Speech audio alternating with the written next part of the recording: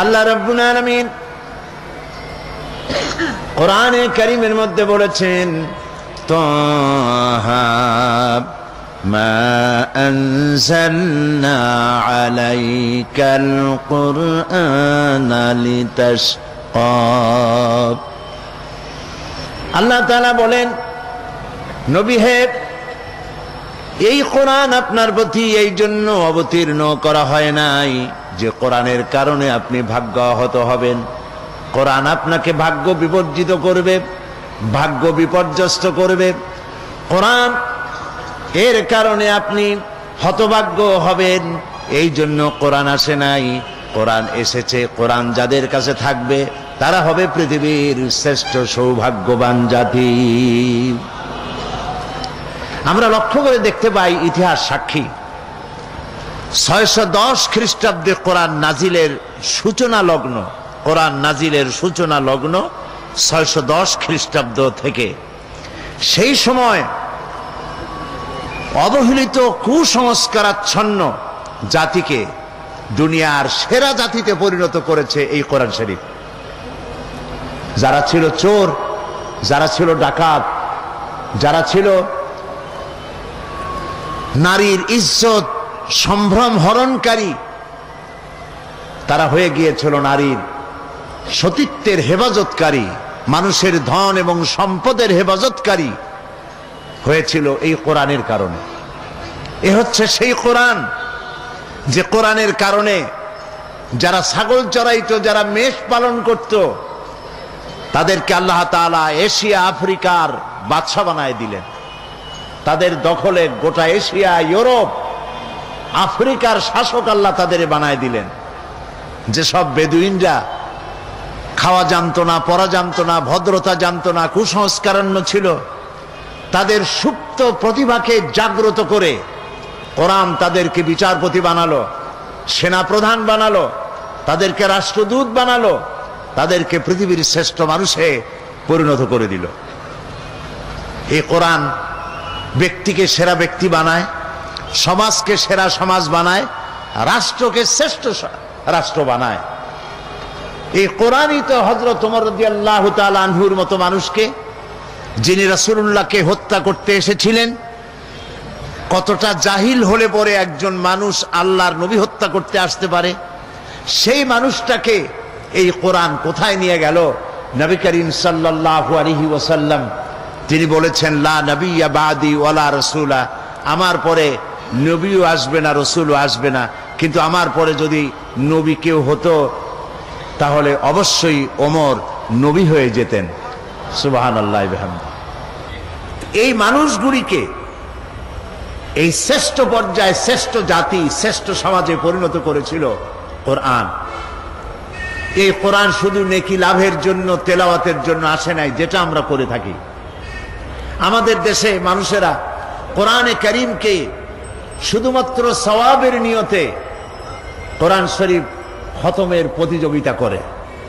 রমজান মুবারকে ছেলে, পুত্রবধূ, নাতি পুতি সবাই মিলে কোরআন শরীফ খতমের প্রতিযোগিতা করে এবং এই নিয়ে কথাবার্তা হয় যে আমার পুত্রবধূ 3 খতম পড়েছে, আমার ছেলে 5 খতম, বউ 10 খতম, আমিও খতম দিতে দিতে নিজেও খতম। এই যে কোরআন শরীফ খতম করলো, আচ্ছা করেন, কোরআন শরীফ পড়েন, আপনি পড়তে তো, তেলাওয়াত করতে তো কোনো নিষেধ নাই, তেলাওয়াত তো করবই, কিন্তু শুধু তেলাওয়াতের জন্য তো কোরআন নাজিল হয় নাই। আমরা কি কথা বুঝতেছি? শুধু তেলাওয়াতের জন্য কোরআন নাজিল হয় নাই। কোরআন শরীফ তেলাওয়াত করতে হবে, কোরআন শরীফ বুঝতে হবে, কোরআন শরীফ আমল করতে হবে। এই জন্য কোন সাহাবীর সূরা বাকারার মতো একটা সূরা সম্পূর্ণ তেলাওয়াত করতে 2 বছর, 3 বছর, 4 বছর সময় লেগে গিয়েছে। কেন লেগেছে? এত দেরি হয়েছে কেন? এই জন্য দেরি হয়েছে, তারা এক একটি আয়াত তেলাওয়াত করতেন, বুঝতেন, আর বাস্তব জীবনে তা আমল করতেন, তারপরে আরেকটা তেলাওয়াত করতেন। এই জন্য সাহাবায়ে কেরাম যখন জমিনের উপর থেকে হেঁটে যেতেন তখন মনে হতো যেন জীবন্ত কোরআন হেঁটে যাচ্ছে। আজকে আমাদের দেখলে কি তা মনে হয়? বলেন, আজকে আমাদের দেখলে কি তা মনে হয়? আমাদের দেখলে তা মনে হয় না। আপনারা ইউসুফ ইসলামের নাম শুনেছেন, ইউরোপের পপ সিঙ্গার। মেগা স্টার বলা হয় তাকে। চট্টগ্রামেও আসছিলেন। ও, হযরত মাওলানা শামসুদ্দিন সাহেব বলছেন তিনি চিটাগং এসেছিলেন এবং সমাজ কল্যাণের পক্ষ থেকে তাকে সম্বর্ধনা দেওয়া হয়েছিল। তার নাম ছিল ক্যাটস স্টিভেন্স। তিনি ইসলাম কবুল করলেন, মুসলমান হয়ে গেলেন। আমি একসঙ্গে কয়েকটি প্রোগ্রাম তার সাথে আমার হয়েছে। একবার তিনি লন্ডনে এক জায়গায় বক্তৃতায় বললেন, তিনি বহু বছর আগে মুসলমান হয়েছেন এবং ইসলামের জন্য যথেষ্ট খেদমত তিনি করছেন। একদিন তিনি বক্তৃতা করতে গিয়ে বললেন যে আমি খ্রিস্টান থাকাকালীন অবস্থায় কোরআন পড়েছি, কোরআন বুঝেছি, হাদিস পড়েছি, হাদিস বুঝেছি। কোরআন হাদিস পড়ে আর বুঝে ইসলাম কবুল করেছি। কিন্তু এখন আমি চিন্তা করি যে কোরআন হাদিস পড়ার আগে, বোঝার আগে আমি যদি এই মুসলমানদেরকে দেখতাম, তাদের আচরণগুলি আমি জানতাম, তাহলে ইসলাম কবুল করা বোধহয় আমার পক্ষে সম্ভব হতো না। তাও আপনারা সুবহানাল্লাহ কইলেন নাকি? আরে ভাই, এতে তো ইন্না লিল্লাহ পড়া উচিত।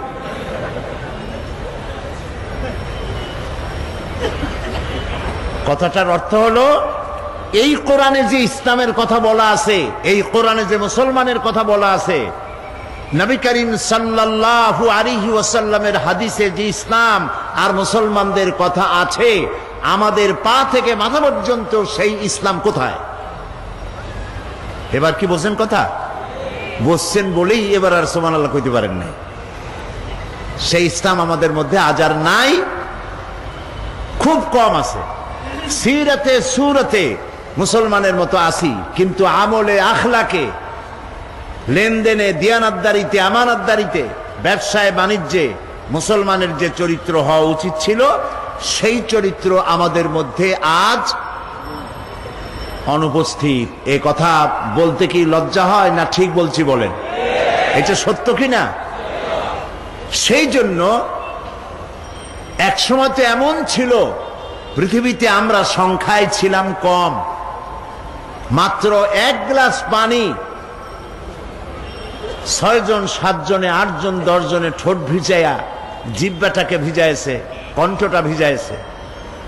একটা খেজুরকে 8-10 জনে ভাগ করে খেয়েছে, ছিঁড়ে ছিঁড়ে একটু একটু জিহ্বায় দিয়া, একটু পানি মুখে দিয়ে রোম, শাম, পারস্য বিজয় করেছে আমার পূর্বপুরুষেরা। এইবার সুবহানাল্লাহ বলতে পারেন। সেই মুসলমানের সংখ্যা এখন 130 কোটি, কেউ বলে 150 কোটি। যেটা কই আপনি আনন্দ পান। 130 কোটি পাথরের টুকরা এক জায়গায় করলে তাও একটা বড় পাহাড় হয়, শক্তি হয় তার। সেই শক্তি দিয়ে একটা কোনো কিছুর মোকাবেলা করা যায়। 130 কোটি সমুদ্রের ঢেউ যদি একটার পর একটা আসে, উপকূল ভেঙে চুরে চুরমার করে দেওয়া যায়। কিন্তু 130 কোটি মুসলমান আজ 130 কোটি মুরগির ডিমের মতো হয়ে গেছে।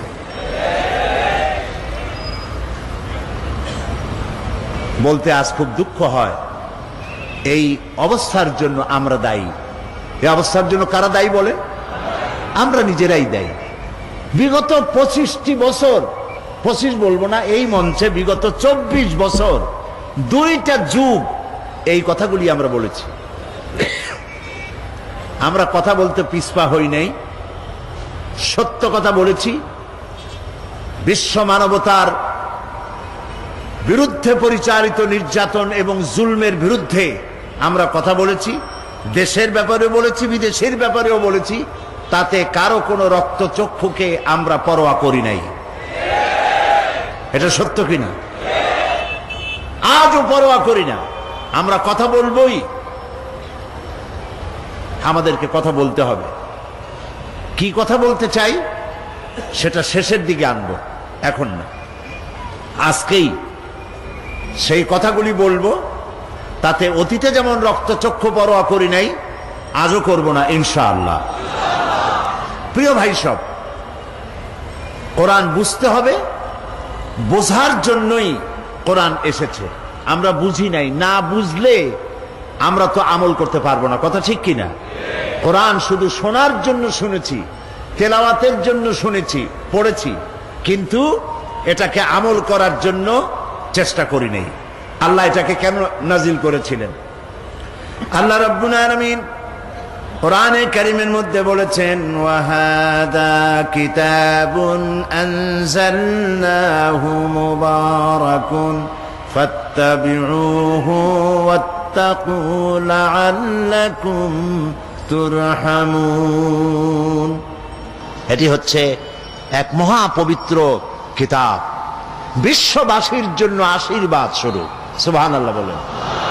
বিশ্ববাসীর জন্য কি আশীর্বাদ স্বরূপ। ফাত্তাবিউহু ওয়াত্তাকু, এই কোরআনকে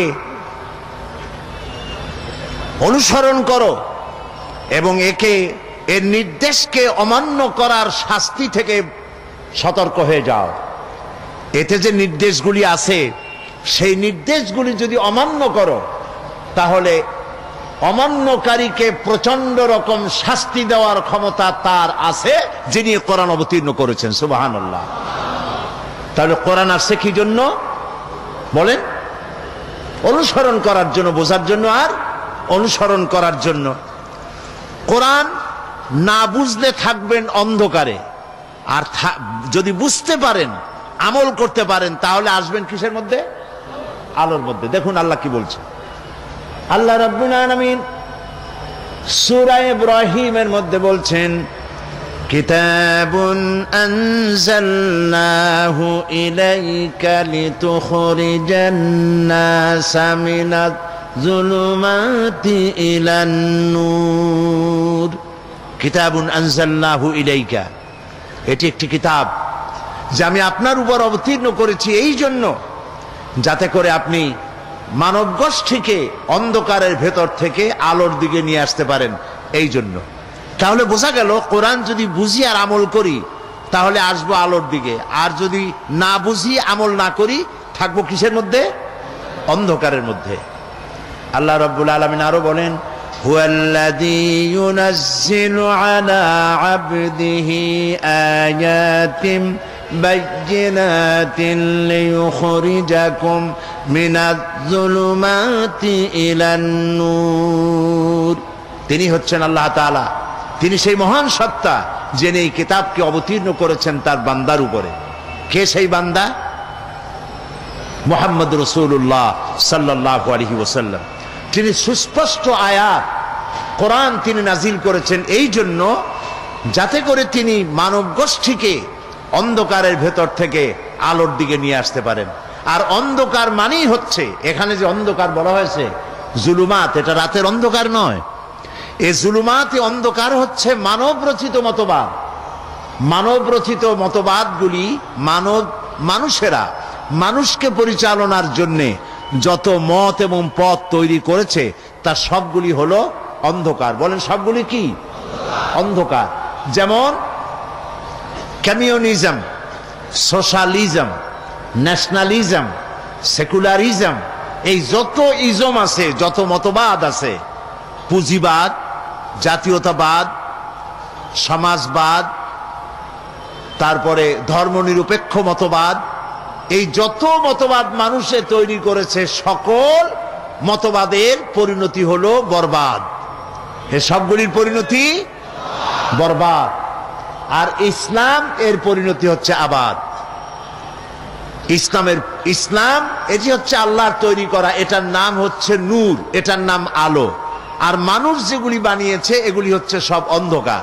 কারণ মানুষ যা তৈরি করে এর মধ্যে ভুল থাকে। বলেন থাকে কিনা? থাকে কিনা? এই কোরআন কে তৈরি করেছেন? সবাই বলেন আল্লাহ তাআলা তৈরি করেছেন। এই কোরআন তার সৃষ্ট, এটা তার বাণী, এটা তার কথা, এটা তার বক্তব্য, এটা তার জ্ঞান। আর মানুষ যা তৈরি করে তার সব নিজের জ্ঞান। আমাদের দেশে সংবিধান আছে, কনস্টিটিউশন আছে। আমাদের দেশের কনস্টিটিউশন সহ পৃথিবীতে যত সংবিধান আছে সমস্ত সংবিধানগুলি আল্লাহর তৈরি না মানুষের তৈরি? সবাই বলেন মানুষের তৈরি। আর মানুষের তৈরি বলেই প্রত্যেক বছর এতে অ্যামেন্ডমেন্ট করতে হয়, সংযোজন, বিয়োজন, সংশোধন, পরিবর্ধন এগুলি করা লাগে। ঠিক কিনা বলে? আমাদের দেশের সংবিধানে করা লাগে নাই নাকি? লাগছে কিনা? সব দেশে লাগে, শুধু আমার দেশে না, সব দেশে লাগে। এবার বলেন তো কোরআন শরীফের মধ্যে পরিবর্তন, কোরআনের বয়স কত? 1400 বছর বা 1500 বছর আপনি বলতে পারেন,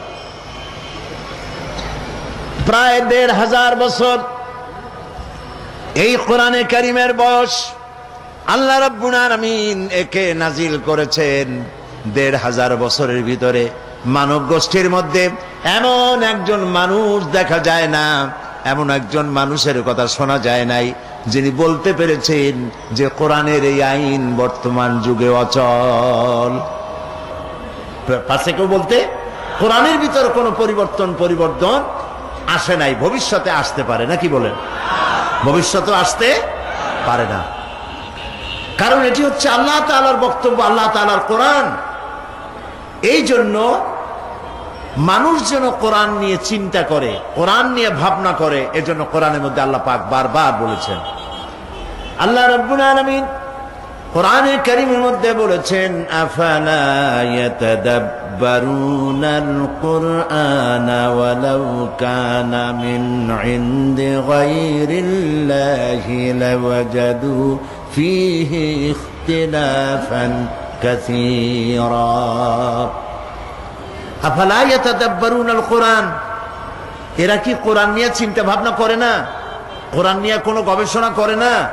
ওয়ালাউ কানা মিন ইনদি গায়রিল্লাহ, যদি এটা আল্লাহ ছাড়া অন্য কারো কাছ থেকে আসতো, লাওয়াজাদু ফীহি ইখতিলাফান কাসীরা, তাহলে এর মধ্যে তোমরা অনেক অসঙ্গতিপূর্ণ বক্তব্য পেতে, একটার সাথে আরেকটার কথার মিল হতো না। কিন্তু কোরআনের মধ্যে প্রত্যেকটি বক্তব্যের সামঞ্জস্যপূর্ণ, সঙ্গতিপূর্ণ, কোনো অসঙ্গতি কোরআনের মধ্যে নাই। তোমরা কি এগুলি চিন্তা করো না, বিবেচনা করো না?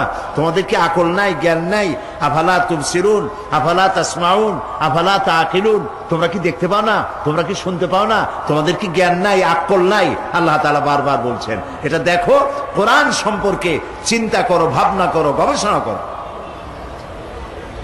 কোরআন শরীফের মধ্যে আল্লাহ তাআলা বলছেন, কিতাবুন আনজালনাহু ইলাইকা মুবারাকুন লিয়াদাব্বারু আয়াতিহি ওয়া লিয়াতাযাক্কারা উলুল আলবাব। এটি একটি কিতাব, আমি একে নাজিল করেছি, এটাকে আমি অবতীর্ণ করেছি, এটি একটি আশীর্বাদ, এটি একটি রহমত গোটা বিশ্ববাসীর জন্য। এই আয়াতগুলি সম্পর্কে তোমাদের চিন্তা ভাবনা করা উচিত, গবেষণা করা উচিত। আল্লাহ রাব্বুল আলামিন বলেন, আফালা ইয়াতাদাব্বারুনাল কুরআনা আম আলা কুলুবিন আকফালুহা, তারা কি এই কোরআন নিয়ে কোনো চিন্তা ভাবনা করে না, নাকি তাদের কলবের মধ্যে তালা লেগে গেছে? তাদের অন্তঃকরণ কি তালা লেগে গেছে? তারা কোরআন নিয়ে চিন্তা ভাবনা করে না কেন? আল্লাহ তাআলা কোরআন নিয়ে গবেষণা করার জন্য বলেছেন, চিন্তা ভাবনা করো, গবেষণা করো, কি নিয়ামত আল্লাহ তাআলা তোমাদেরকে দান করেছেন। আমি শুরুতেই বলেছি, এ কোরআন নাজিল করেছেন যিনি, তিনি হচ্ছেন রহমান। নিজের এই নামটি তিনি ব্যবহার করেছেন, এই কারণে বিশ্ববাসীর জন্য, মানব গোষ্ঠীর জন্য আল্লাহ যত দয়া করেছেন, কোরআন নাজিল করে সর্বশ্রেষ্ঠ দয়ার প্রমাণ দিয়েছেন তিনি, সুবহানাল্লাহ। এই জন্য মন মস্তিষ্ক, যারা মন মস্তিষ্ক কাজে লাগায় না, তারা বুঝবে কি করে? তারা কি আমি কি দেখি সেটা তো আমার মস্তিষ্ক দিয়ে চিন্তা করা উচিত, ঠিক কিনা বলে? এরপরে কান কি শুনলো সে সম্পর্কে এরা খবর রাখে না, কি দেখলো তা চিন্তা করে না, কি শুনলো তা চিন্তা করে না, তার শরীরে কিসের স্পর্শ করলো তাও সে বুঝতে পারলো না। তার মানে হলো তার মগজকে সে কাজে লাগাচ্ছে না। এই জন্য তার ব্রেনকে, তার মগজকে, তার চোখকে কাজে লাগানো দরকার। আল্লাহ তাআলা আমাদেরকে যে সমস্ত নিয়ামত দান করেছেন, হস্তপদাতি, চক্ষু, কর্ণ, নাসিকা, এগুলি সব কাজে লাগাতে হবে কোরআন শরীফ বোঝার জন্য। আল্লাহ তাআলা চোখ দিয়েছেন, এই চোখকে আমরা কাজে লাগাইনি। আল্লাহ তাআলা বলেন, فإنها لا تعمى الأبصار ولكن تعمى القلوب التي في الصدور। আল্লাহ তাআলা বলছেন, এদের যে বাহ্য দৃষ্টি আছে, এই চোখ তাদের নষ্ট হয় নাই, কিন্তু ভেতরের চোখ, অন্তঃকরণের চোখের উপরে পর্দা পড়ে গেছে, তালা লেগে গেছে। সেই জন্য কোরআন সম্পর্কে চিন্তা ভাবনা করে না, কোরআন সম্পর্কে ধারণা তাদের নাই। কোরআনকে তাবিজের কিতাব মনে করা হয়, কোরআনকে তদবিরের কিতাব মনে করা হয়, কোরআনকে শুধু তেলাওয়াতের কিতাব বলা হয়, অথচ এই কোরআন শরীফ একটি জাতি গঠন করেছিল। সুবহানাল্লাহ ওয়া বিহামদিহি। আপনারা নিশ্চয়ই জানেন, আমি কথা অনেকবার বলেছি, আমাদের দেশের কলেজ আছে, বিশ্ববিদ্যালয় আছে, মাদ্রাসা আছে, এর অনেকগুলি সিলেবাস আছে, সিলেবাসে অনেক বই আছে। এই সিলেবাসের হাজারো বই দিয়ে, সিলেবাসের অনেকগুলি বই দিয়ে মানুষেরা যে পরীক্ষা দিল অনেক সাবজেক্টের উপরে, তা দিয়ে কি তৈরি হলো? কলেজ বিশ্ববিদ্যালয়গুলি আমাদেরকে কি উপহার দিল? এবার দেখেন, নবী করিম সাল্লাল্লাহু আলাইহি ওয়াসাল্লাম তারও একটা বিশ্ববিদ্যালয় ছিল। আমি আমার ভাষায় বলি, সেই বিশ্ববিদ্যালয়ের নাম হলো আল হেরা ইউনিভার্সিটি।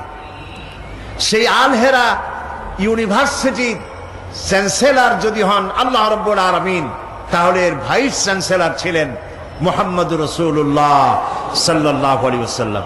আর ছাত্র দেখেন, এই বিশ্ববিদ্যালয় থেকে ছাত্র তৈরি হলেন আবু বকর, ওমর, ওসমান, আলী, আবু ওবায়দা ইবনুল জাররাহ, জুবাইর ইবনুল আওয়াম, আব্দুর রহমান বিন আউফ, আবু মুসা আশআরী রিদওয়ানুল্লাহ তাআলা আলাইহিম আজমাইন। এই যে লোক তৈরি হলো, তামাম পৃথিবীর সমস্ত বিশ্ববিদ্যালয়গুলি একত্রিত হয়ে যদি প্রচেষ্টা করে, একজন ওমর তারা কি বানাতে পারবে? একজন ওমর বানানো কি সম্ভব? কখনো সম্ভব না, যেহেতু এটা আল্লাহর কালাম দিয়ে তৈরি হয়েছিল।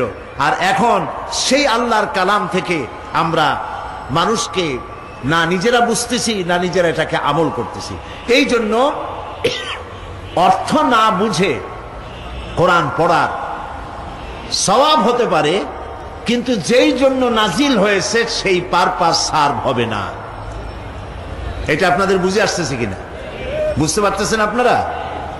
যেমন ডাক্তার কোনো প্রেসক্রিপশন যদি দেয়, আর প্রেসক্রিপশন যদি মানুষের তেলাওয়াত করে, সকাল বিকাল পড়ে, আর এই প্রেসক্রিপশন যদি পানিতে ভিজায় খায় অথবা তাবিজ বানায় গলায় লাগায়, তাহলে আপনারাই বলেন রোগীর রোগ কি ভালো হবে? বলেন সবাই, ভালো হবে? ভালো হবে না। আর যে এইটা করবে তাকে আমরা কি বলবো? পাগল বলবো। এই কোরআন শরীফ শুধু তেলাওয়াত করলে অক্ষরে অক্ষরে 10-10 করে নেকি রাখা হয়েছে কি জন্যে? যাতে করে আপনি এটাকে পড়েন এবং বুঝেন। প্রত্যেক অক্ষরে 10 করে নেকি, কোনো সন্দেহ নাই।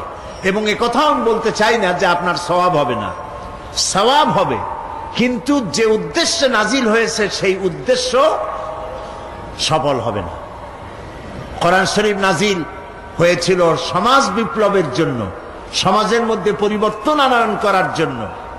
এই কোরআনের মধ্যে আল্লাহ সব বলেছেন। আল্লাহ তাআলা বলছেন যে আর রহমান আল্লামাল কোরআন, তিনি দয়াবান, শিখালেন কোরআন, শিখালেন কহিতে মধুর জবান। এই যে আল্লাহ তাআলা দয়া করেছেন বান্দার প্রতি, মানব গোষ্ঠীর প্রতি, সর্বশ্রেষ্ঠ দয়া হলো যে তিনি কোরআন শিক্ষা দিয়েছেন মানুষকে।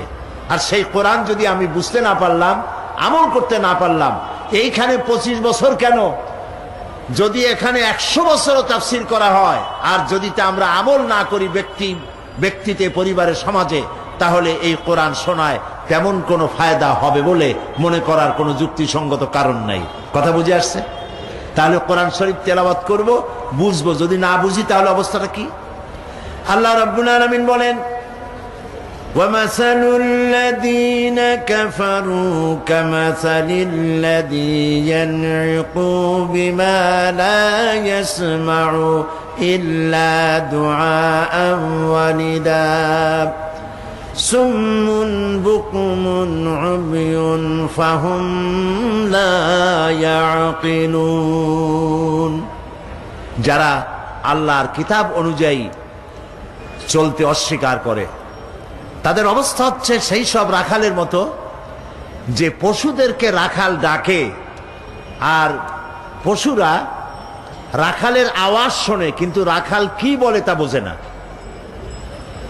এই যে পশুকে যা বলা হয় রাখালে, তার মেষ, তার ছাগল, তার ভেড়া, তার মহিষ, তার গরু ডাক দেয়, তারপরে ডানে বাই ইত্যাদি যা কিছু বলে, গালাগালি করে ইত্যাদি যা বলে আর যা করে, পশুতে শুধু একটা শব্দ শোনে কিন্তু কি বলে তা বোঝে না।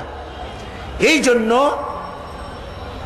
যারা কোরআনকে অস্বীকার করেছে, যারা আল্লাহ তাআলার বাণীকে অস্বীকার করেছে, কোরআনের আওয়াজ যখন তারা শোনে শুধু শব্দই শোনে কিন্তু এর আহ্বান তাদের অন্তঃকরণের মধ্যে প্রবেশ করে না। আল্লাহ তাআলা যেন আমাদের কলবের মধ্যে আল্লাহর এই কথাগুলি বোঝার তৌফিক যেন আল্লাহ আমাদেরকে দান করেন, আমরা বলি আমিন। কথাগুলি বুঝতে হবে। কোরআন আল্লাহ ইচ্ছে করলে তো একবারই 23 পারা কি বলে 30 পারা নাজিল করে দিতে পারতেন না? এটা কি একবারে নাজিল হয়েছে? কত বছর লাগলো? 23 বছর সময় লাগছে। কেন লাগছে এটাও আমাদের চিন্তা করতে হবে। আসছে তো আল্লাহর কাছ থেকে, বাণীটা কার? আল্লাহ। তো তিনি একসাথে না দিয়া জিবরাইল আলাইহিস সালামকে এত বারবার পাঠাইলেন, 23 বছরে কত হাজারবার তাকে আসতে হয়েছে, এটা কি জন্য? কেন? কারণ হচ্ছে ইসলাম হলো একটি মোকাম্মাল নিজামে হায়াতের নাম। ইসলাম হচ্ছে একটি পূর্ণাঙ্গ জীবন বিধানের নাম। আর নবী করিম সাল্লাল্লাহু আলাইহি সাল্লাম হচ্ছেন এই আন্দোলনের দিশারি, এটার সর্বশ্রেষ্ঠ এবং সর্বশেষ নেতা।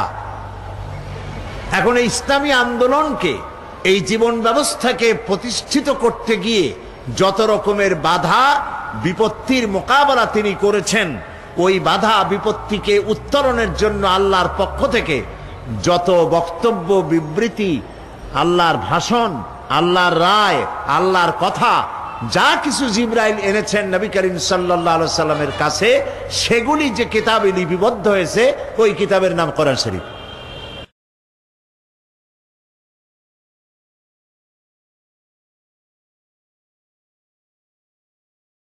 কোরআন শরীফ বিশ্বাস করুন, এটা কোনো তাবিজের কিতাব নয়। অনেক কোরআন শরীফ আছে বাংলাদেশে, যে কোরআন শরীফের শুরুতেই অনেকগুলি নকশা থাকে, তাবিজের নকশা। আপনারা নিশ্চয়ই লক্ষ্য করেছেন আমাদের দেশে বাংলা ভাষায় যে কোরআনগুলি ছাপা হয় তাতে এই নকশাগুলি থাকে, বিশেষ করে এই সাবকন্টিনেন্টে, বাংলাদেশ, পাকিস্তান, ইন্ডিয়া, এইখানে যে কোরআনগুলি ছাপা হয় সে কোরআন শরীফের মধ্যে এই ধরনের নকশা থাকে। সূরা মরিয়মের নকশা, সূরা ইউসুফের নকশা, সূরা মায়েদার নকশা, এই আবার নিচে লেখা থাকে এই নকশা ব্যবহার করলে জ্বর ছেড়ে যাবে, ওই নকশা ব্যবহার করলে বিয়ে হবে তাড়াতাড়ি, ওই নকশা ব্যবহার করলে বাচ্চা হবে শীঘ্র, এই রকমের নানান কথাগুলি লেখা। এই কোরআন শরীফের সাথে যারা সূরার নকশা ছাপায় দেন তারা রীতিমতো কোরআন শরীফের সাথে বেয়াদবি করেন, কোরআন শরীফের সাথে তারা তামসা করেন। এই আরবি, তারা আরবি অক্ষরগুলির কতগুলি নাম্বার বানিয়েছেন, এই নাম্বার তো রাসূলুল্লাহ বানান নাই, এই নাম্বারগুলি তো সাহাবায়ে কেরাম দেন নাই। আলিফের নাম্বার কত, বায়ের নাম্বার কত, তায়ের নাম্বার কত, এইভাবে কতগুলি নাম্বার দিয়া সূরাগুলি একত্রিত করিয়া 1273, 1792, 1421, 230 ইত্যাদি কতগুলো নাম্বার দিয়া, এগুলি দিয়া এক একটা সূরা নকশার মধ্যে ঢুকাইছে। এরভাবে ঢুকায়া বিসমিল্লাহির রহমানির রহিমের অক্ষরগুলির মোট হিসাব করে 786 বানাইছে। এখন এগুলি মানুষেরা লিখতেছে, এগুলি দরজায় লিখে রাখে, সিডিতে লিখে রাখে 786। এখন আপনারা বিশ্বাস করুন, 786 যদি 10 লক্ষ বারও কেউ লেখে অথবা পড়ে, একবার বিসমিল্লাহির রহমানির রহিম বলার সমান হবে না, হবে না, হবে না। কারণ নবী করিম সাল্লাল্লাহু আলাইহি ওয়াসাল্লাম বলেছেন প্রত্যেক হরফে 10টা করে নাকি। আলিফ হারফুন, লাম হারফুন, মিম হারফুন। আলিফ লাম মিম বলে 10 নাকি হবে না, আলিফ লাম মিম বলে কত নাকি হবে? 30টি নাকি হবে। নবীজির এই হাদিস অনুযায়ী যে ব্যক্তি পড়েন আমার সাথে বিসমিল্লাহির রহমানির রহিম, এই মাত্র যখনই আমরা বিসমিল্লাহির রহমানির রহিম পড়লাম, আল্লাহ রাব্বুল আলামিন নবীর কথা অনুযায়ী আমাদের আমলনামায় 190টি লিখে দিয়েছেন। 190টি নাকি আমলনামায় লেখা হয়ে গেছে। সুতরাং কোরআনে কারীমকে তাবিজ বানায়া নাম্বারের মধ্যে নিয়ে নকশা বানানোর ভিতরে মুসলমানদের কোনো সার্থকতা, কোনো কৃতিত্ব এর মধ্যে নাই, বরং কোরআনের সাথে একটি তামসা করা, বেয়াদবি করা। যারা এটা করেন আল্লাহ তাদের কোরআনের সাথে এই বেয়াদবি করার মানসিকতা পরিহার করার তৌফিক দান করুন। প্রিয় ভাই সব, কোরআন নাজিল হয়েছে আরবি ভাষায়। কেউ কেউ বলতে পারেন যে কোরআন আমরা বুঝি না। ভাই কেন বোঝেন না? বুঝি না এই কারণে যেহেতু কোরআন আমার মাতৃভাষা নয়। জবাব দিতে পারেন, কিন্তু এই জবাব কি কিয়ামতে ধোপে টিকবে? যদি ফেরেশতা জিজ্ঞেস করে কোরআন বুঝেছো, বলে না কোরআন বুঝি নাই। কেন বুঝো নাই? যেহেতু এটা আরবি ভাষা তাই বুঝি না, ওটা আমার মাদার ল্যাঙ্গুয়েজ না, এই জন্য বুঝি নাই। ফেরেশতা যদি পাল্টা প্রশ্ন করে যে তুমি তো ইংরেজি খুব ফটর ফটর করতে পারতা, তো আরবি যদি তোমার মাদার ল্যাঙ্গুয়েজ না হয়, তাহলে ইংরেজি তোমার কোন দেশি ফাদার ল্যাঙ্গুয়েজ কও সেটা আগে। এটা তুমি বুঝলা কেমনে? তার মানে হচ্ছে আমরা চেষ্টা করি নাই। কোরআন আল্লাহ তাআলা আরবিতে নাজিল করেছেন এই জন্য যাতে আমাদের বুঝতে সহজ হয়। সুবহানাল্লাহ বলবেন। আল্লাহ তাআলা বলছেন, ইন্না আনজালনাহু কুরআনান আরাবিয়্যান লাআল্লাকুম তা'কিলুন। নিঃসন্দেহে এ কোরআনকে আমি আরবি ভাষায় নাজিল করেছি এই জন্য যাতে করে তোমাদের বোধগম্য হয়, যাতে করে তোমরা বুঝতে পারো। তারপরে বোঝার জন্য সহজ করেছি, মুখস্থ করার জন্য সহজ করেছি, তেলাওয়াতও সহজ করে দিয়েছি। লক্ষ্য করবেন পৃথিবীতে তোতলাপন মানুষ আছে যাদের কথা বলতে গিয়ে কথা বাঁধে। আছে না চট্টগ্রামে এরকম? সব দেশে আছে, সব ভাষাই আছে, কথা বলতে গেলে বাঁধে। এই কথা বলতে গেলে যাদের বাঁধে তাদেরকে কোরআন শরীফ পড়তে দেন, দেখেন বাঁধে নাকি কোনো জায়গায়। সুবহানাল্লাহ বলবেন না এবার? সুবহানাল্লাহ। এই জন্য আমি দৃষ্টান্ত দিতে গিয়ে বলি যে আরব দেশে যারা আরবিতে কথা বলে তাদের কথাও বিভিন্ন রকমের উচ্চারণের ব্যতিক্রম আছে। যেমন সৌদি আরবিয়ায় তারা সা উচ্চারণ করে তা দিয়া, কাফ উচ্চারণ করে গাইন দিয়ে। যেমন কুলকে বলে গুল, কাসিরকে বলে কাতির। আবার মিশরে জিমকে বলে গাইন দিয়ে উচ্চ করে মসজিদ, এটাকে বলে মাসগিদ। ওয়াজারাতুল খারিজিয়া তাকে বলে ওয়াজারাতুল খারগিয়া। হাজিকে বলে হাগি। এই যে উচ্চারণের তাদের ব্যতিক্রম, কোরআন যখন পড়ে একজন সৌদি আরবিয়ান মুসলমান অথবা ইজিপশিয়ান, যখন একজন মুসলমান যখন কোরআন পড়ে তো আউযু বিল্লাহি মিনাশ শায়তানির রাজিম বলে না, ওখানে ঠিক হয়ে যায়। আবার যখন সৌদি আরবিয়ার কেউ কুল হু আল্লাহ পড়ে সেখানে সে গুল হু আল্লাহ পড়ে না। তার অর্থ হলো নিজের ভাষার উচ্চারণের ভিতরে যতই ত্রুটি বিচ্যুতি থাকুক না কেন, আল্লাহর কোরআন যখন মানুষ পড়ে তেলাওয়াত করে, আল্লাহ রাব্বুল আলামিন জবানের আড়ষ্টতা দূর করে দিয়ে কোরআনে কারিমের তেলাওয়াত আল্লাহ সহজ করে দেন। এটা বোঝাও সহজ, তেলাওয়াত করাও সহজ, মুখস্থ করাও সহজ, কারণ এটা আল্লাহ তাআলা নাজিল করেছেন। আল্লাহ রাব্বুল আলামিন বলেন, فَإِنَّمَا يَسَّرْنَاهُ بِلِسَانِكَ لَعَلَّهُمْ يَتَذَكَّرُونَ। হে নবী, অবশ্যই কোরআনকে আমি আপনার বাক প্রক্রিয়ার মধ্যে আমি সহজ করে দিয়েছি যাতে করে লোকেরা সহজেই এর থেকে উপদেশ গ্রহণ করতে পারে। নবী করিম সাল্লাল্লাহু আলাইহি ওয়াসাল্লাম কোরআন শরীফ যখন নাজিল হতো তিনি তেলাওয়াত করতেন খুব দ্রুত গতিতে, যাতে করে আয়াত, পারা, সূরা, জের, জবর কোন রকমের ছুটে না যায়। মহান আল্লাহ রাব্বুল আলামিন নবীজির এই কষ্ট লক্ষ্য করলেন আর তাকে জানায় দিলেন, লা তুহাররিক বিহি লিসানাকা লিতাজালা বিহি। ও নবী, কোরআনকে মুখস্থ করার জন্য আপনার জিহ্বা এত নাড়াচাড়া করার কোনো প্রয়োজন নাই। জিবরাইল যখন আপনার প্রতি কোরআন অবতীর্ণ করে, আমার জিবরাইলের সাথে একবার মাত্র আপনি কোরআনে কারীম তেলাওয়াত করবেন, আপনার সিনার ভিতরে গোটা কোরআন শরীফ মুখস্থ করায় দেওয়ার মালিক আমি আল্লাহ। আমি আপনাকে মুখস্থ করায় দেব, আপনাকে তেলাওয়াত করার তৌফিক দিব। এ কোরআন আপনাকে বোঝার তৌফিক দান করে দেব। মানুষকে যেমন যেন আপনি তেলাওয়াত করে বুঝাইতে পারেন, সে তৌফিকও আমি আল্লাহ আপনাকে দান করে দেব। প্রিয় ভাই সব, এই কোরআন হচ্ছে মানবতার মুক্তি সনদ।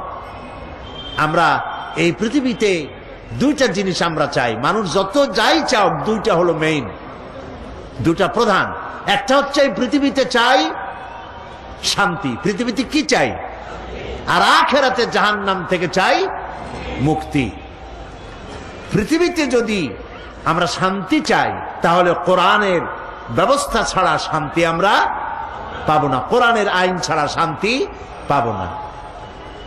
আপনি সন্ত্রাস দূর করবেন, সন্ত্রাস দূর করতে চান, চাঁদাবাজ, মাস্তান, হাইজাকার বন্ধ করতে চান, পারবেন না বন্ধ করতে, 100% বন্ধ করতে পারবেন না।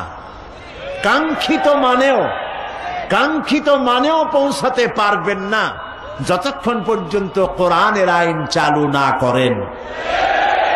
কেবলমাত্র কোরআনের আইন দিয়েই এটা বন্ধ হতে পারে। এই জন্য পৃথিবীতে শান্তি যদি চাই, কোরআনের আইন লাগবে। আমি আর রহমান আল্লামাল কোরআন, আল্লাহ যে দয়াবান, তিনি যে মানবতার প্রতি কোরআন নাজিল করে শ্রেষ্ঠ দয়া করেছেন। এক এক করে পর্যায়ক্রমে 5 দিন আমরা এখানে কথা বলবো, ইনশাআল্লাহ আমি আলোচনা করব। বলেন সবাই ইনশাআল্লাহ। আল্লাহ যেন তৌফিক দেন, বলেন আমিন। কোরআন হচ্ছে জীবন যাপনের নির্ভুল ব্যবস্থা। পৃথিবীর সব মতবাদে ভুল, এই কোরআন হচ্ছে 3 সের জন্য বললেন মাত্র। পৃথিবীর সমস্ত জীবন ব্যবস্থা মানুষের চলার জন্য যা বানানো হয়েছে সব ভুল, একমাত্র কোরআন, জোরে বলেন, নির্ভুল কিতাব একমাত্র এই কোরআন। কোরআন দিয়ে যদি সমাজ গড়ি, কোরআন দিয়ে যদি ব্যক্তি গড়ি, কোরআন দিয়ে যদি রাষ্ট্র গড়ি, তবেই কাঙ্ক্ষিত শান্তি আসবে, নইলে শান্তি আসবে না। মানুষের ভালো মন্দের মাপকাঠি এটা, কল্যাণ অকল্যাণ, মঙ্গল অমঙ্গল সবকিছু এইটার মধ্যে নির্ভর করে। আল্লাহ তাআলা বলছেন, তাবারাকাল্লাযী নাযালাল ফুরকানা আলা আবদিহি লিয়াকুনা লিল আলামিনা নাযীরা। অতীব বরকতপূর্ণ সেই মহান আল্লাহ, যিনি তার বান্দার কাছে ফুরকান নাজিল করেছে। আল ফারকু বাইনাল হাক্কি ওয়াল বাতিল, হে কোরআন হচ্ছে সেই ফুরকান যা হক আর বাতিলের মধ্যে পার্থক্য সূচিত করে, মিথ্যা সত্য আর মিথ্যা, কল্যাণ আর অকল্যাণ, মঙ্গল আর অমঙ্গলের মধ্যে পার্থক্য সৃষ্টি করে সঠিক পথের দিশা দেয় যে কিতাব, তার নাম হচ্ছে কোরআন শরীফ। সেই কোরআনের সাথে আমাদের ব্যবহারটা কি? এই কোরআনের সাথে আমাদের ব্যবহার সম্পর্কে মাহিরুল কাদেরী একটা সুন্দর কবিতা তিনি লিখেছেন। মাহিরুল কাদেরী, কোরআনের সাথে, যে কোরআন আমার জীবন, আমার সম্পদ, আমার ঈমান, আমার রক্ত, আমার রুহু, আমার জীবন, আমার স্বাধীনতা, আমার সার্বভৌমত্ব, আমার ইজ্জতের প্রতি যে কোরআন, সেই কোরআনের সাথে আমাদের ব্যবহারটা কি? মাহিরুল কাদেরী তিনি লিখছেন, ताक़ों में सजाया जाता हूँ, आँखों से लगाया जाता हूँ, ताबीज बनाया जाता हो, धो धो के पिलाया जाता हो। কোরআন বলছে, কোরআনের ভাষায়, কোরআনের হয়ে কবি বলতেছেন, আমার সম্মান দেখো, আমাকে তাকের উপরে রাখা হয়। কোরআন কেউ নিচে রাখে? কোথায় রাখে? তাকের উপরে, আলমারির উপরে সুন্দর করে রাখে, তারপরে ধরিয়া চোখে লাগায় এরকম, এরপরে চোখে লাগায়, চুমা খায়, তাবিজ বানায়া গলায় ঝুলায়, ধুয়ে ধুয়ে পানি খায়। जुज़दाने हरीर वर्षम के और फूल सितारे चांदी के, फिर इत्र की बारिश होती है, खुशबू में बसाया जाता हो। রেশমের কাপড়ে আমারে জড়ায় রাখে, ফুল এবং চাঁদি দিয়ে আমার উপরে ছড়িয়ে দেওয়া হয়, আতরের বৃষ্টি বর্ষণ করা হয়। কিস বজ্ম মে মেরা জিক্র নেহি, किस उर्से में मेरी धूम नहीं, फिर भी मैं अकेला रहता हूँ, मुझसा कोई मजलूम नहीं। সব মাহফিলে আমার কথা বলা হয়, দ্বীনি মাহফিলগুলিতে। আমাকে এমন কোন অনুষ্ঠান আছে মুসলমানদের যেখানে ধর্মীয় মাহফিলগুলিতে আমার সম্মানের কথা বলা না হয়, আমার ইজ্জতের কথা বলা হয়, আমার সুমা দেওয়া হয়, শ্রেষ্ঠ কিতাব বলা হয়।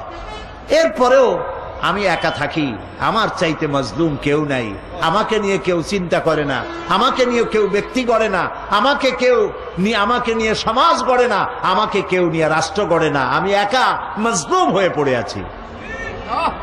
মূল বাস্তব কথা হচ্ছে পৃথিবীতে কোরআনের মতো মজলুম কিতাব এই পৃথিবীতে আর নাই। সামান্য ক্লাস 1-এর ছেলে, নার্সারি গ্রুপের ছাত্র, সেও যা পড়ে বানান করে বুঝে বুঝে পড়ে।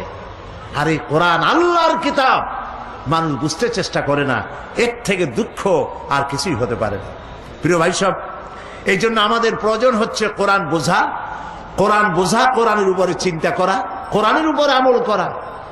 আল্লাহ রাব্বুল আলামিন বলেন, قل بفضل الله وبرحمته فبذلك فليفرحوا هو خير مما يجمعون।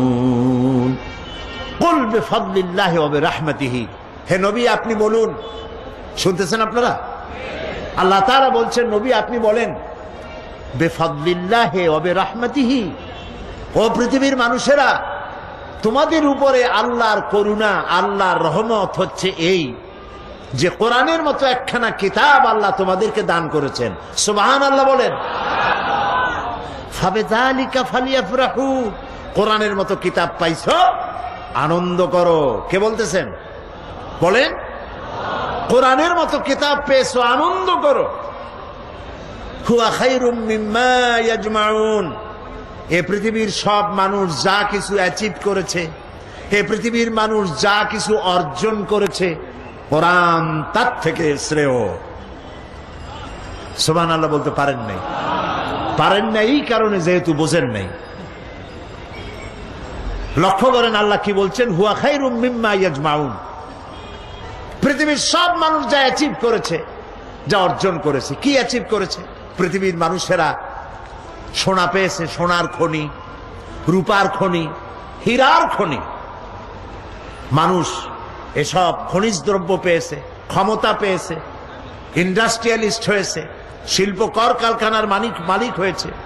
গোটা পৃথিবীর মানুষ জাগতিক সম্পদ বলতে যা আছে, যা কিছু পৃথিবীর সব মানুষ অর্জন করেছে, তার মোকাবেলায় কোরআন শ্রেষ্ঠ। এর থেকে উত্তম আর পৃথিবীতে কিছু নাই। সর্বশ্রেষ্ঠ হচ্ছে কোরআন। প্রিয় ভাই সব, সেজন্য আল্লাহ বলছেন আনন্দ করো। এই আনন্দ আমরা করে থাকি। এই ডিসেম্বর মাসের, এটা কি মাস যাচ্ছে? এই ডিসেম্বরের 16 তারিখে আমরা আনন্দ একটা করছি, করি নাই? ওটা কি আনন্দ কন্ত? বিজয়ের আনন্দ। পৃথিবীর প্রত্যেকটি দেশ তাদের স্বাধীনতার আনন্দ করে, আমরাও একটি স্বাধীনতার আনন্দ করি। তবে আমাদের দেশের মানুষের 2 বার স্বাধীনতা অর্জনের অভিজ্ঞতা আছে। একবার ব্রিটিশ থেকে, আর একবার পাকিস্তানের শোষণ নির্যাতন থেকে। 2 বার আমরা স্বাধীন হলাম, তাই আমরা আনন্দ করি। এই আনন্দ পৃথিবীতে আমরা শুধু করি না, ভারতও করে। এই আনন্দ সৌদি আরব করে, কুয়েত করে, কাতার করে, ইউরোপ করে, আমেরিকা করে। পৃথিবীর সব জাতি স্বাধীনতার আনন্দ করে একদিনের জন্য। কয়দিনের জন্য? এই আনন্দ কিসের? একটি দেশের অধীনে ছিলাম, ওই দেশের অধীনতা থেকে আমরা মুক্ত হয়েছি, তাদের নির্যাতন থেকে, তাই আমরা আনন্দ করি। আল্লাহ তাআলা বলছেন কোরআন নাজিল হয়েছে, আনন্দ করো। এই আনন্দ হচ্ছে খায়রুম মিন আলফি শাহর। কোরআন যেদিন নাজিল হয়েছে, ওটা দিন ছিল না রাত ছিল? তাও মনে নাই আপনাদের? রাত ছিল। ওই রাতটা কত মাসের চাইতে শ্রেয়? 1000 মাসের চাইতে, কিন্তু 1000 মাস কিন্তু বলা হয়নি। যদি 1000 মাস বলা হতো তাহলে আলফুন ওয়াহিদ লাগাই দিলে হতো। বলা হয়েছে আলফুন, এর অর্থ হচ্ছে 1000 না, হাজার হাজার। আল্লাহ রাব্বুল আলামিন বলতে চান এই পৃথিবীর মানবতার কল্যাণের জন্য হাজার হাজার মাস ধরে মানুষের যে কল্যাণ সাধিত হয় নাই, কোরআন যেদিন নাজিল হলো সেই রাতটা মানবতার সেই কল্যাণ সাধিত হয়েছে। এখন কোরআনের মতো একখানা কিতাব পেয়েছো, তাই আনন্দ একদিন করলে হবে না। কোরআনের মতো কিতাব পেয়েছো, স্বাধীনতা অর্জন করেছো, এক দেশের গোলামি থেকে মুক্তি পাইছো। আর কোরআন নাজিল হওয়ার কারণে মানুষের গোলামি থেকে মুক্ত হয়েছো। অর্থনৈতিক গোলামি, আধ্যাত্মিক গোলামি, মানুষের নির্যাতন, নিপীড়ন, কৃতদাস বৃত্তি, নারীর গোলামি, নারীদের স্বাধীনতা, অধিকার হরণ ইত্যাদি থেকে গোটা পৃথিবীবাসী মানুষের দাসত্ব থেকে মুক্ত হয়ে এক আল্লাহর গোলামে পরিণত করেছে কোরআন। তাই কোরআন যে স্বাধীনতা দিয়েছে মানুষকে, সেই স্বাধীনতার জন্য তোমাদেরকে একদিন আনন্দ করলে হবে না, 1 মাস রোজা রেখে আনন্দ করো। এটা কোরআন শরীফ যেটা আল্লাহ তাআলা নাজিল করেছেন। স্বাধীনতার আনন্দ কি আর পরাধীনতার গ্লানি কি, ইরাকে গিয়ে জিজ্ঞেস করে আসেন। আজকে প্যালেস্টাইনি মুসলমানদের কাছে জিজ্ঞেস করে আসেন স্বাধীনতার মজা কি আর পরাধীনতার গোলামি কারে বলে। প্রিয় ভাই সব, এই কোরআন যদি আমল করতাম, কোরআন যদি বুঝতাম, কোরআন মেনে যদি জীবন চালাতাম, পৃথিবীতে কাশ্মীরে যদি দুরবস্থা ঘটছে, আফগানে যা ঘটলো, প্যালেস্টাইনে যা ঘটলো, ইরাকে যা ঘটছে, এই দৃশ্য আমাদের চোখে দেখা লাগতো না যদি কোরআন বুঝতাম, আমল করতাম। আজ বিশ্বজোড়া মুসলমানদের উপর অত্যাচার চলছে, জুলমের শিকার সারা পৃথিবীর মুসলমানেরা। আমরা লক্ষ্য করেছি পৃথিবীতে কোন দেশের উপর কোন দেশ, লক্ষ্য করুন, পৃথিবীর কোন দেশ যদি অন্যায় করে, কোন দেশ যদি আন্তর্জাতিক আইন লঙ্ঘন করে, মানবতা বিধ্বংসী, মানব বিধ্বংসী কোন পারমাণবিক অস্ত্র যদি কেউ সংরক্ষণ করে পার্শ্ববর্তী দেশকে অথবা মানুষকে ধ্বংস করার জন্য, এই সব কোন দেশ অন্যায় করলে সেই দেশের অন্যায় যাতে বন্ধ হয়, অন্যায় না করতে পারে, সেই জন্য পৃথিবী দায়িত্ব দিয়েছে জাতিসংঘকে। ঠিক কিনা? আমি জাতিসংঘের ইতিহাস বলবো না, কারণ সেটা বলার জায়গা এটা না। তবে আমি শুরুতে বলেছি আমরা 25 বছর এই মঞ্চে বসে দেশ এবং বিদেশের মানবতার বিরুদ্ধে পরিচালিত জুলমের বিরুদ্ধে কথা বলেছি, কারো রক্ত চক্ষুকে আমরা পরোয়া করি নাই। আজ ইরাক যদি কোনো অন্যায় করে থাকে তাহলে তা দেখার দায়িত্ব ছিল জাতিসংঘের। জাতিসংঘ ইরাককে নোটিশ দেবে, ইরাক যদি সেই নোটিশ না মানে জাতিসংঘ গোটা পৃথিবীর তার সদস্যভুক্ত দেশগুলিকে ডেকে জরুরি বৈঠক করবে এবং ইরাককে মানতে বাধ্য করবে তার বক্তব্য। যদি না মানে জাতিসংঘ তার বাহিনী নিয়ে ইরাকের উপরে ঝাঁপিয়ে পড়লে, শুধু ইরাক না, পৃথিবীর যে কোনো দেশ আন্তর্জাতিক আইন যদি লঙ্ঘন করে, জাতিসংঘের এখতিয়ার আছে তার বিরুদ্ধে যুদ্ধ ঘোষণা করে তাকে পদানত করার।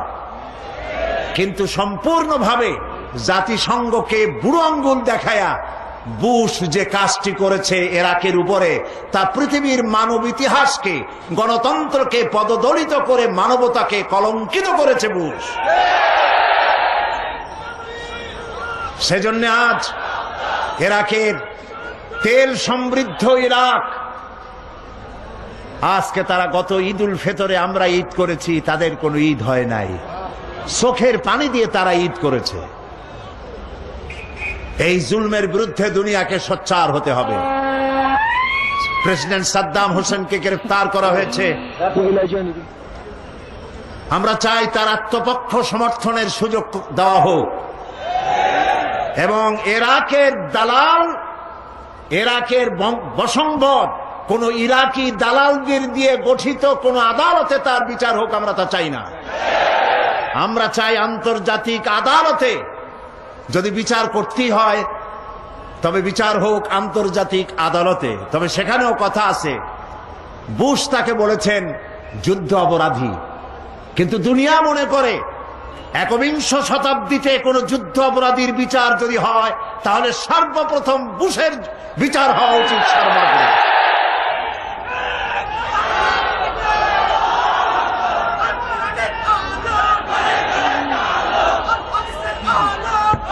প্রিয় ভাই সব, আজকের যে দুরবস্থার সৃষ্টি হয়েছে ইরাকের মুসলমানদের, সেখানকার নারীদের তল্লাশির নাম করে করে ইরাকের পাক পবিত্র মহিলাদের গায়ে হাত দিতেছে কাফের ইহুদি নাসারারা, এই দৃশ্য অসহ্য। সুতরাং আজকে কাউকে না কাউকে কথা বলতেই হবে। মুখ বুজে বসে থাকলে ঘাড়ের উপরে সিন্দাবাদের দৈত্যের মতো চেপে বসবে। মুসলমানদেরকে আজ কথা বলা উচিত।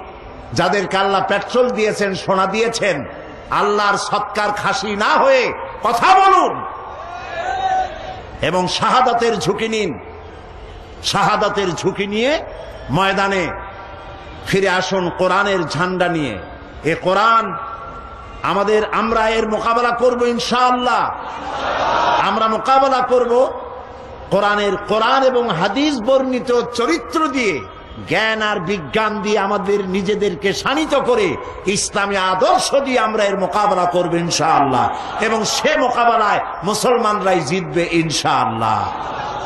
প্রিয় ভাই সব, আল্লাহ তাআলা যে কথাগুলি আজকে বললাম কোরআন থেকে, সূরা আর রহমান থেকে, এ কথাগুলি আল্লাহ তাআলা আমাদের বোঝার আর আমল করার তৌফিক দান করুন। কোরআন পড়ার, বোঝার এবং এই অনুযায়ী জীবন গড়ার তৌফিক যেন আল্লাহ আমাদের দেন, আমরা বলি আমিন। যেহেতু আমরা 5 দিন কথা বলবো, সেজন্য ধীরে ধীরে আমি আস্তে করে কোরআনে কারিমের শিক্ষাগুলি আপনাদের সামনে পেশ করতে চাই বেমাশিয়াতিল্লাহ তাআলা। মোনাজাতের জন্য দাঁড়ানো ভাইয়েরা বসুন, যারা দাঁড়ানো আছেন মেহেরবানি করে বসেন, আমরা মোনাজাত করব। প্রিয় ভাই সব, আপনারা শুনতে পেয়েছেন মাহফিলের পক্ষ থেকে ঘোষণা করা হয়েছে যে অন্যান্য বছরের মতো আমাকে তারা দেরি করে আনবেন না। এই কারণে যে লোকেরা বহুত দূরদারাজ থেকে আসে, তাদের বাড়ি ফিরে যেতে হয়। এ ধরনের অনেকেই কথা বলেছেন হযরত মাওলানা শামসুদ্দিন সাহেবের কাছে, এবং তারা নিজেরা সিদ্ধান্ত নিয়েছেন আমাকে তারা দেরি করে আনবেন না। সেই জন্য আপনার অন্যান্য বছরের তুলনায় আজকে দেরি করে আসছেন, যে আমি দেরি করে আসবো এটা মনে করে। আগামীকাল আসরের পরে দেশ বিখ্যাত ওলামায়ে কেরাম তারা ওয়াজ শুরু করবেন এবং মাগরিবের পরপরই আমাকে তারা এখানে আপনাদের সামনে উপস্থিত করবেন ইনশাআল্লাহ। এবং আমরা ধারাবাহিক আলোচনা করব। এই আলোচনার দ্বারা আমি আশা করি আমরা সবাই উপকৃত হতে পারবো ইনশাআল্লাহ।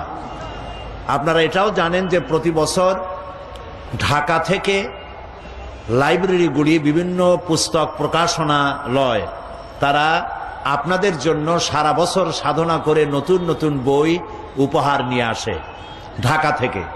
এ ধরনের অন্তত 3 শতাধিক লাইব্রেরি এখানে আছে। বই কাউকে কখনো ঠকায় না, ইসলামী বই। এ বইয়ের কোনো অভাব নাই। আপনারা যাওয়ার সময় বইগুলি ওখান থেকে যেটা পছন্দ, তাফসীর আছে, হাদিস আছে, সাহিত্য আছে, যেটা পছন্দ করেন আপনার জন্য প্রত্যেক দিন বই নিবেন। মা বোনেরাও নিবেন, আপনারাও নিবেন। বাকি কথা আগামীকাল থেকে বলা হবে ইনশাআল্লাহ। আল্লাহুম্মা আমিন। রব্বানা যালামনা আনফুসানা ওয়া ইন লাম তাগফির লানা ওয়া তারহামনা লানাকুনান্না মিনাল খাসিরিন। রব্বানা লা তুযিগ কুলুবানা বা'দা ইয হাদাইতানা ওয়া হাব লানা মিন লাদুনকা রাহমাতান ইন্নাকা আনতাল ওয়াহ্হাব। আয় আল্লাহ তাআলা, কোরআনে কারিমের তাফসীরের মাহফিলে দীর্ঘক্ষণ ধরে তোমার কোরআনের কথা আমরা শুনেছি। আল্লাহ তাআলা, মেহেরবানি করে আমাদের জিন্দেগীর গুনাহ খাতা মাফ করে দাও রব্বুল আলামিন। আমাদের মধ্য থেকে আমাদের মা বাপ যাদের দুনিয়া থেকে বিদায় হয়ে গেছে, কবরগুলিকে জান্নাতের টুকরা বানায়া দাও। রব্বির হামহুমা কামা রব্বায়ানি সগীরা। সবাই পড়েন রব্বির হামহুমা কামা রব্বায়ানি সগীরা। হায় আল্লাহ তাআলা, तमाम পৃথিবীতে আজ মুসলমানেরা বড় বিপদে আছে। আল্লাহ তাআলা তুমি দয়া করে মুসলমানদের সাহায্যকারী হয়ে যাও। রব্বুল আলামিন, আমাদের উপরে যারা জুলুম করে তুমি দেখতে পাচ্ছ, দুনিয়ার ইহুদি নাসারা আর মুশরিকরা ঐক্যবদ্ধভাবে মুসলমানদেরকে টার্গেট করেছে। আল্লাহ তুমি দয়া করে মেহেরবানি করে মুসলমানদের সাহায্যকারী হয়ে যাও। রব্বুল আলামিন, 5 দিন ব্যাপী তাফসীরুল কোরআন মাহফিলের আয়োজন করা হয়েছে। তুমি দয়া করে 25 বছর পূর্তি করেছো, 25 বছর পুরা করেছো। আল্লাহ তাআলা তুমি দয়া করে মাহফিলকে বরকতপূর্ণ করে দাও। বাংলাদেশের বিভিন্ন জায়গা থেকে এবং চট্টগ্রামের চতুর্দিক থেকে, দেশ বিদেশ থেকে যত লোক যাতায়াত করবেন, প্রত্যেকের যাতায়াত তুমি দয়া করে আসান করে দিও, নিরাপদ করে দিও। রব্বুল আলামিন, এই মাহফিলে আমাদেরকে যারা কথা বলেন তাদের কেমন কথা বলার তৌফিক দিও, যাতে করে মানুষের হেদায়েত নসিব হয়ে যায়। আর যারা শুনতে আসেন, আল্লাহ তাআলা প্রত্যেককে মনোযোগ সহকারে কথাগুলি বুঝে আমল করার তৌফিক দিও। রব্বুল আলামিন, মাহফিলের সভাপতি হযরত মাওলানা শামসুদ্দিন সাহেব তোমার গোলাম, আল্লাহ তুমি দয়া করে তাকে সেহাতে কুল্লিয়া, হায়াতে তাইয়্যিবা তুমি তাকে দান করে দিও।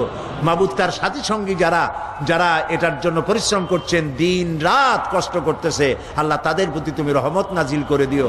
রব্বুল আলামিন, এই মাহফিলে অনেকে দোয়া চায়, আর কেন যেন মানুষের একটি ধারণা হয়েছে, যেখানে তোমার কাছে আমরা বিনীতভাবে যে কেঁদে কেঁদে দোয়া করি, তুমি দয়া করে কবুল করো, এই ধারণা হয়েছে মানুষের। আল্লাহ তাআলা, মানুষের এই ধারণাকে তুমি মিথ্যা পরিণত করো না। আল্লাহ তাআলা, মানুষের কোরআনের বরকতে হাত তোলে যেই নিয়ত করে নেক নিয়ত আল্লাহ তুমি পুরা করে দিও।